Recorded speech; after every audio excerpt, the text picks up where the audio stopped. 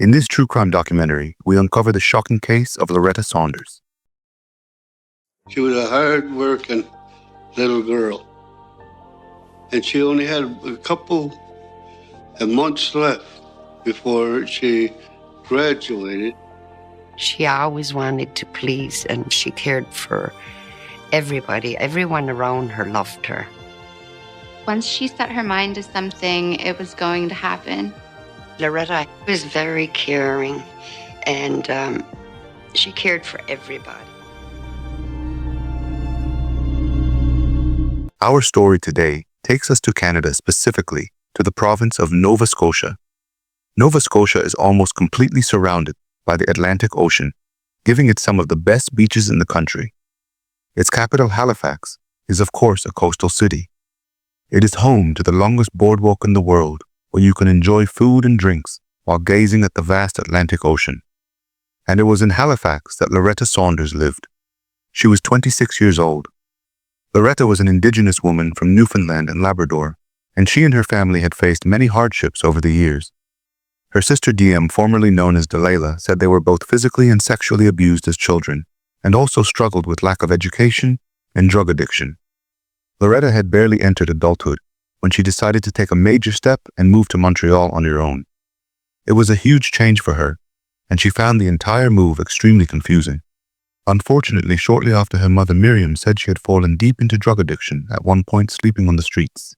Miriam said Loretta would not let her addiction defeat her, and was determined to become clean and drug-free. She started a methadone treatment program, and once she regained control of her life, she applied to study at St. Mary's University. She was overjoyed when accepted, and had already decided that once she finished her studies, she would train to become a lawyer. When it came time to choose a topic for her university thesis, she picked what had always weighed on her mind: missing and murdered Indigenous women and girls in Canada. It was an incredibly important topic for her. She wanted to be a voice for all the girls who had suffered this fate, but she did not realize that in less than a year she would become one of them. Loretta was in a wonderful relationship with Yilshin Sokolti. They had been together for almost 3 years. Yilshin said they had recently visited his family in Turkey, and he had told everyone there she was the girl he wanted. Her joy grew even more when she discovered she was 3 months pregnant and could not wait to start a family.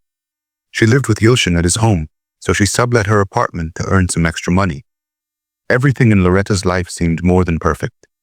She was now 26, a final year student, 3 months pregnant, and in love with her boyfriend, both of them eagerly awaiting the baby. But on February 14th, 2014, everything changed. On that day, DM received a call from Yilshin asking if Loretta was around. He had not seen her since yesterday and was panicking. Yilshin had received 2 strange messages from Loretta. She seemed anxious and, according to what she wrote, had locked herself out of her online bank account. "I am so anxious I cannot even remember my mother's maiden name," the message said. Then he received another message saying she would stay with a friend and talk to him later. He had no idea who this friend was, and the message was short with no details. Meanwhile, DM started reaching out to all friends, but strangely quite a few had received the same message from Loretta's phone. The search for Loretta continued for about 2 days, because everyone at this stage thought she might have relapsed into drugs. But on the 3rd day, the police were contacted. A young woman going to university that was in contact with her family every single day until February 13th. And since then, there hasn't been any contact. Well, I met her through friends. Back in Halifax, Saunders' boyfriend says he hasn't seen her since last Thursday. He said she was going to see her roommates. She said she was stressed and she locked herself out and online banking, and she needed money. It's I'm so stressed that I can't even remember my own mother's maiden name. We need to get her back. And so, a Facebook campaign has been launched to bring Saunders home. When the police questioned Yilshin, he said Loretta was going to her roommate's room to collect the rent and was supposed to head to university afterwards. At this time, Yilshin appeared deeply affected, but despite everything, the police asked him where he had been the past 2 days, and he said he had been attending university regularly and meeting friends. Although the police confirmed his story, there was something strange about it, because his girlfriend was missing, and he was the last person to see her, yet his life seemed to continue normally. What no one expected was that DM would tell the police a detail that would turn attention back to Yilshin. She said Loretta had recently been thinking about leaving him, and their relationship was tense. This detail, along with Yilshin's normal behavior, in the 2 days before the police were notified, made the police scrutinize his story more closely. At the same time, they tracked Loretta's car, and following the car, would confirm that Loretta had indeed arrived at her home.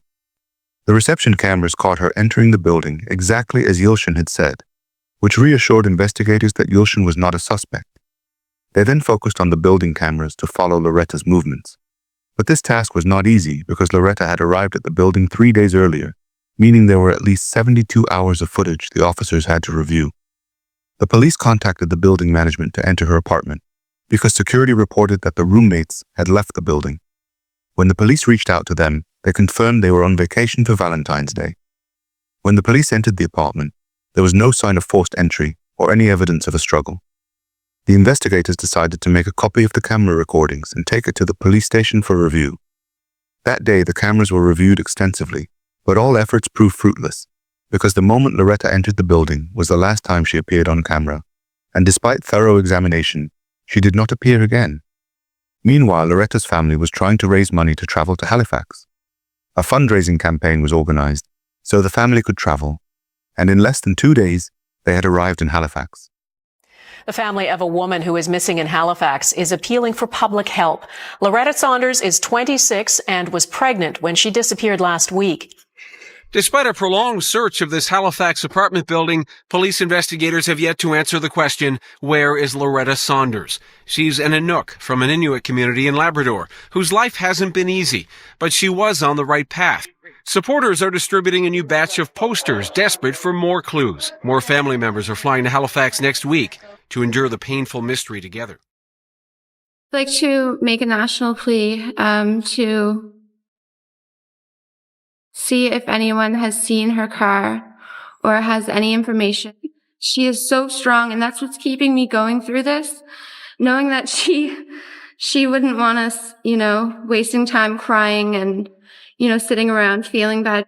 She's so smart, and she is my world. She's my everything. Detectives later discovered that Loretta's cards were still active and being used through contactless payments, which gave everyone hope that this might be a good sign. On February 13th, before 5 p.m., her card was used inside a store. The camera showed her car parked outside, but the woman using the card looked nothing like Loretta. A few minutes later, her card was used again at a Tim Hortons, 10 miles from her apartment.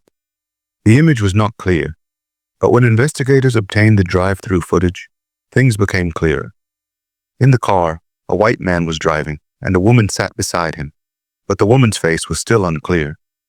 This made investigators think that Loretta's message to Yilshin about meeting a friend after collecting the rent might not have been fake, and that this friend could be the one driving the car. But at that moment, nothing else was known, so a bulletin with the car description was sent out across all provinces in Canada. 5 days later, detectives in Halifax received a call from another police department. Loretta's car had been found several miles away in Hero, Ontario, parked in front of a house. Inside the house were Blake Leggett and Victoria Henneberry, Loretta's tenants. When asked why the car was there, they claimed that after Loretta collected the rent, which was $600, she offered to sell them her car because she needed money. They said the price she asked for was far lower than plane tickets, so they decided to buy it from her. But this story made no sense to anyone who knew Loretta well. She loved her car, and she was not in desperate need of money as they claimed. Both were arrested for possession of a stolen vehicle, but the police still needed to know what exactly happened, where Loretta was, and whether the two had anything to do with her disappearance. It's now 8 days since a young Inuit woman vanished without a trace in Nova Scotia. And while her car has turned up in southern Ontario, Loretta Saunders has not. That's left police and her family with a lot of questions. Her car was found at this home in Harrow, Ontario. Her two new roommates, Victoria Henneberry and Blake Leggett, were charged with stealing Saunders' vehicle and improper use of her bank card. They're facing charges for the use of a bank card belonging to Miss Saunders. My worst fear? That they're keeping her somewhere. I still think that she's there somewhere. As the search for evidence continues, investigators are preparing to travel to Ontario and bring the two accused back to Nova Scotia. The police quickly discovered that both of them were already wanted for other cases.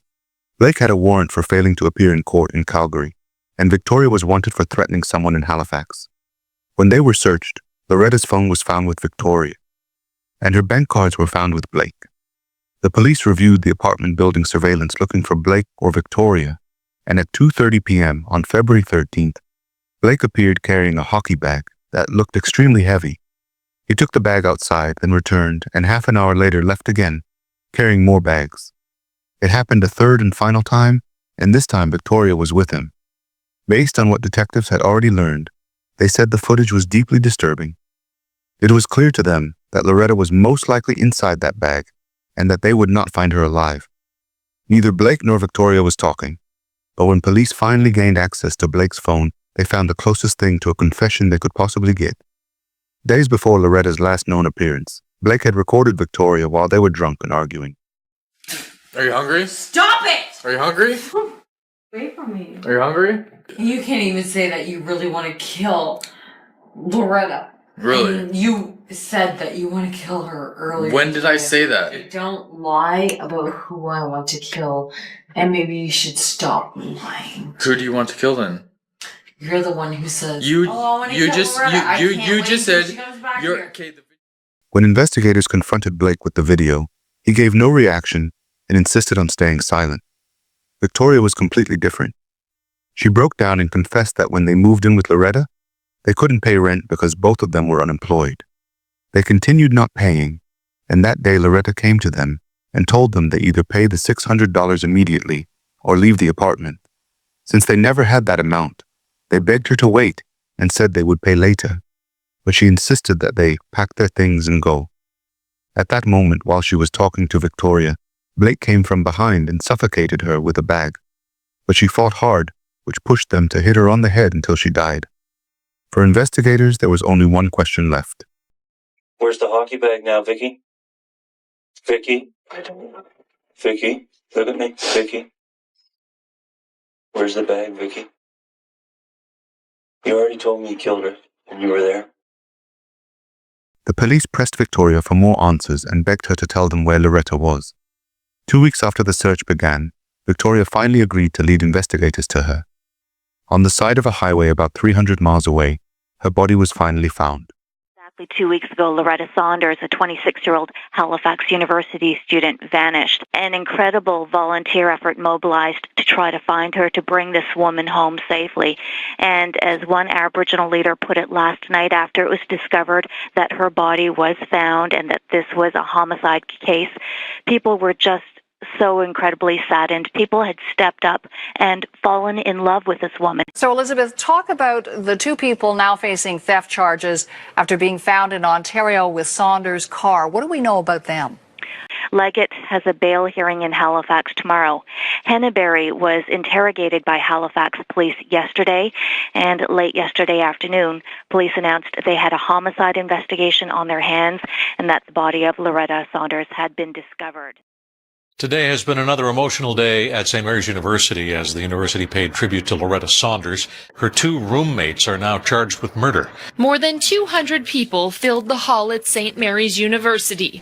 There wasn't an empty chair to be found at the memorial for Loretta Saunders. And we're here to honor her, remember her, respect her. The death of the soon-to-be graduate has had a profound impact. Your life was buried. It was truly precious. We all miss your glamour and cheer.